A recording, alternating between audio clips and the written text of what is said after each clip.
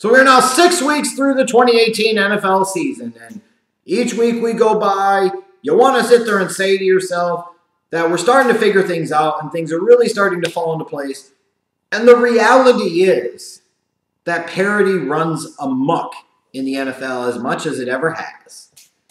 And we really don't know that much. We sure probably know a couple of elite teams that we expect to be in the mix the entire season.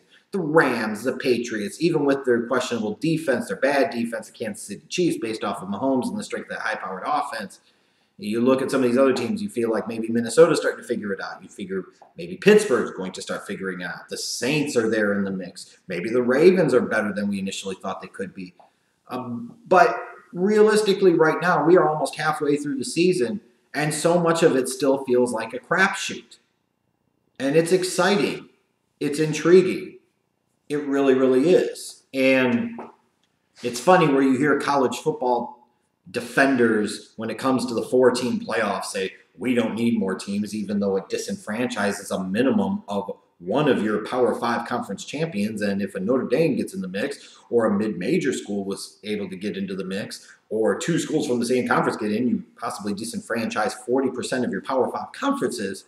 They will say, well, if you expand the playoffs to 6 teams or 8 teams or 12, it will devalue the regular season, and da-da-da-da-da, to which you might say bullshit, because more teams with the potential of playing for the chance at a national championship, in fact, increases the value of the regular season. And what would the NFL do? They have a 12-team playoff. And it seems to work for them just fine. And the regular season still really matters. Anyways, off of that soapbox, talking about the power rankings this week. Looking at the top 5. Number 5, the Cincinnati Bengals. Yeah, they lost on Sunday, but you can have some questions about whether it was a pick or not. Maybe the Bengals are going to crash down to earth just a little bit, but right now, it wasn't that bad of a loss, even though it was at home. It was a last-second type of loss. They're still 4-2. I mean, they've had some quality wins so far this year, so I can't just throw the towel in them just yet. You could just as easily flip the Ravens where they are, but the Bengals did beat the Ravens, and all those things being equal, I put the Bengals ahead of them at least for now. Whereas you look at the Ravens, then they're sitting there at number 6. That shutout win on the road over Tennessee is impressive, but maybe Tennessee just isn't that good more than it is a truly impressive Ravens defensive performance. Number 4, the New Orleans Saints, even on a bye. Talking about a team that's 4-1.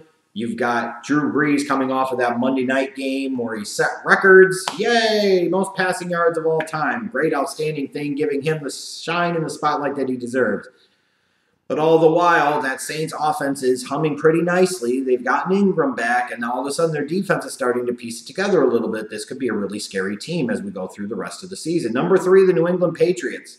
After scuffling a little bit in September, which they've been prone to do under Belichick from time to time, now they've responded the past couple of weeks with some big-time wins, and that was an impressive win, even if it was at home Sunday against a really hot Kansas City Chiefs team and a Kansas City Chiefs offense that can score big-time points in big-time ways.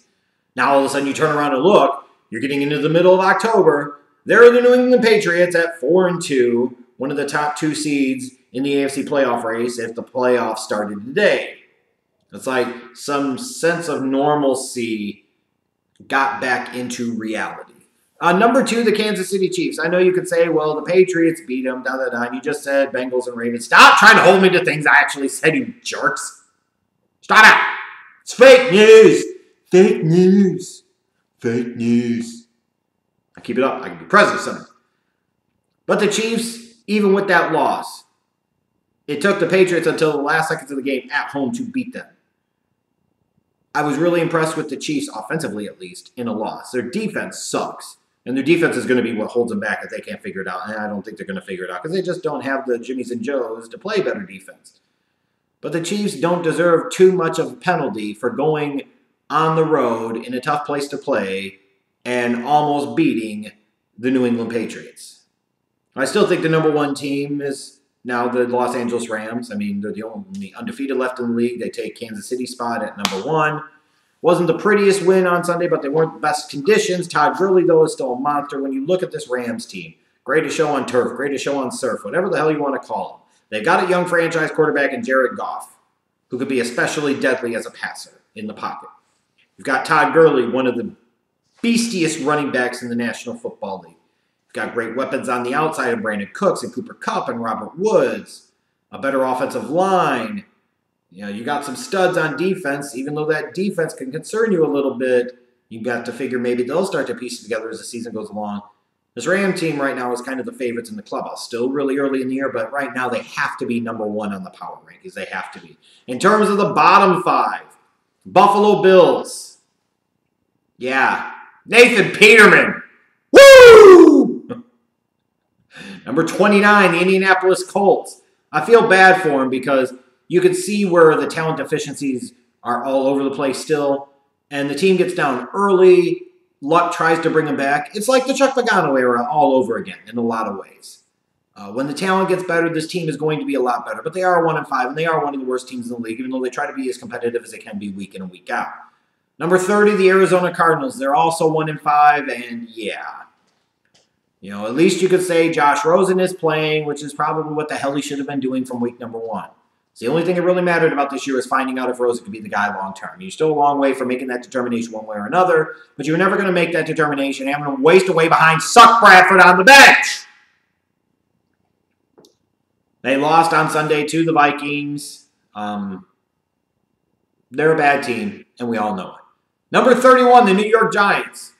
It's easy to sit there and say they could arguably be the worst team in the league, because you have to wonder, a team that has Odell Beckham Jr. and Saquon Barkley, how can you have an offense that absolutely sucks? And while it is easy to blame the offensive line, this is a team that invested big money in left tackle Nate Solder, that invested a second-round pick in Will Hernandez, who last time I checked is still the top-graded interior lineman rookie in the league this year, according to Pro Football Focus. And because they say it, it automatically makes it true. So, yes, all of you that sat there and questioned me about, how could you say Hernandez is not that much different than Quentin Nelson? Can eat shit. Especially when you cited those PFF analytics. How you like my nuts now? What's the one common theme here? Oh, it's Eli Manning. He is terrible. He is dumb. It doesn't have to take away from the fact that he won 2 Super Bowls in New York. No, it doesn't. But you cannot continue to sit there with a straight face and feel like Eli Manning gives you any real chance to win a football game. I mean, the guy is just terrible. And at some point in time, I look at it this way.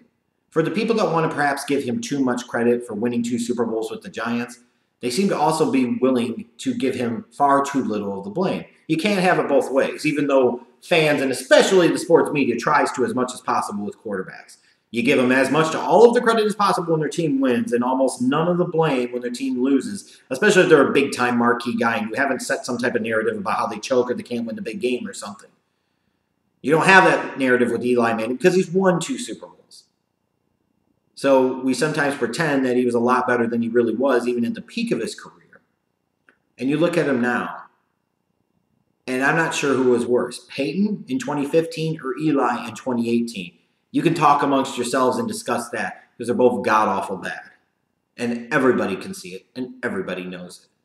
And I can't believe Dave Gettleman, as a new general manager, wanted to tie his first season with the organization to trying to get one last productive season out of Eli Manning. You must be nuts.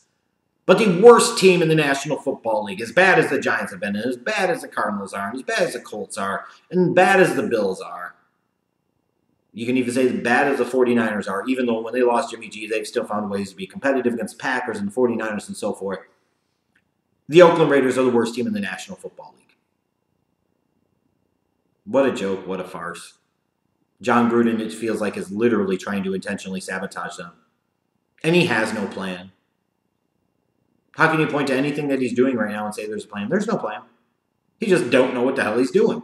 And when you go to London like that and you get shellacked by that, by a mediocre Seattle Seahawks team, you've earned your place on the list as the worst team in the National Football League, which is fitting because you could argue they have the worst coach in the National Football League.